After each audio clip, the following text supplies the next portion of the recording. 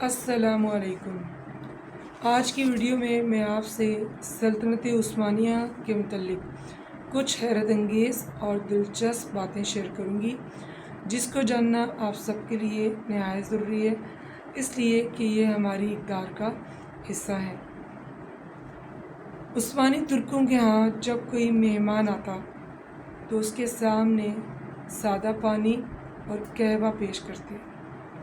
اگر مہمان سادہ پانی کی طرف ہاتھ بڑھاتا تو وہ سمجھ جاتے کہ مہمان کو کھانے کی طلب ہے، پھر اس کے لیے اچھے سے کھانے کا انتظام کیا جاتا، اور اگر قہوے کی طرف ہاتھ بڑھاتا تو سمجھ جاتے کہ کھانے کی کوئی حاجت نہیں ہے۔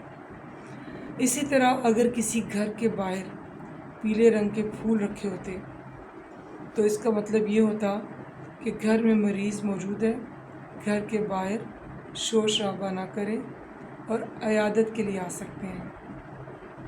اور اگر گھر کے باہر سرخ رنگ کے پھول رکھے ہوتے تو اس کا مطلب یہ ہوتا کہ گھر میں بالغ لڑکی موجود ہے، گھر کے باہر بازاری جملے نہ بولے جائیں، اور اگر کوئی نکاح کا پیغام لانا چاہے تو لا سکتا ہے۔ گھر کے باہر 2 قسم کی ڈور بیل گھنٹی نما ہتھوڑے رکھے ہوتے، ایک بڑا ایک چھوٹا۔ اگر بڑا ہتھوڑا بجایا جاتا تو اس کا مطلب یہ ہوتا کہ کوئی مرد آیا ہے تو دروازہ کھولنے بچ جاتا، اور اگر چھوٹا ہتھوڑا بجتا تو اس کا مطلب یہ ہوتا کہ گھر کے باہر خاتون موجود ہے تو اس کے استقبال کے لیے خاتون دروازہ کھولنے جاتی۔ عثمانی ترکوں کے صدقہ دینے کا انداز بھی کمال تھا۔ مالدار لوگ اپنے نام سے کسی بھی دکاندار یا سبزی فروش کے پاس کھاتہ کھلوا لیتے۔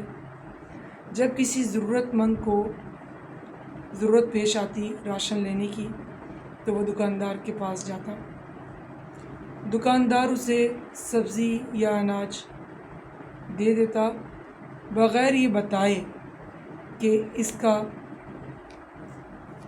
بل کون ادا کرے گا، اور بعد میں وہ مالدار لوگ اپنا کھاتہ اس دکان سے صاف کروا لیتے اس کی رقم ادا کر کے۔ اگر کسی عثمانی ترک کی عمر 63 سال سے بڑھ جاتی اور کوئی ان سے پوچھتا کہ آپ کی عمر کیا ہے تو وہ نبی پاک صلی اللہ علیہ وآلہ وسلم سے حیا و ادب کی وجہ سے یہ نہ کہتا کہ ہماری عمر 63 سال سے زیادہ ہو گئی ہے، بلکہ یہ کہتے کہ بیٹا ہم تو حد سے آگے بڑھ چکے ہیں۔ کیسا ادب، کیسا عشق تھا ان لوگوں کا۔ لیکن اہل کفر نے سلطنت عثمانیہ کے غداروں کے ساتھ مل کر سلطنت کے ٹکڑے کر ڈالے۔ میرا جی چاہتا ہے کہ یہ تاریخ تمام مسلمان جانیں اور ان اصولوں کو پھر سے اپنائیں۔ اللہ تعالیٰ سے دعا ہے اللہ تعالیٰ ہم سب کو صراط مستقیم پر چلنے کی توفیق عطا فرمائے، آمین۔